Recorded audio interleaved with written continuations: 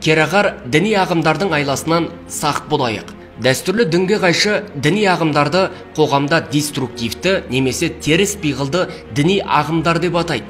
Діннің атын жамылған жат ағымдардың мүшелері діни сауаты төмен, әлеуметтік тұрмысы нашар жастарымызды өз қармақтарына түсіру үшін өздерін ақиқат жолындағы шынайы діндарлар етіп көрсетіп, отанына, отбасына және ата-бабамыз ғасырлар бойы дәріптеген дәстүрлі дінімізге, қалыптасқан салт дәстүрімізге күдік келтіріп қарсы қояды.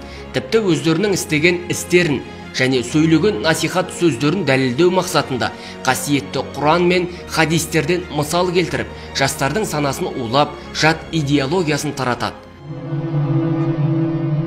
Ал бауырлар, Аллахтың қалауымен бізге жаңадан бұйрық келді.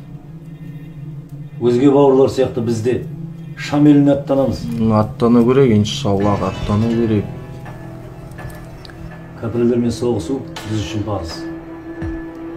Ұлттық дәстүрлерге, мәдениетке және қазіргі заманғы талаптарға нұқсан келтіретін өзгеше түрге ие болу және өзгеше киім кию.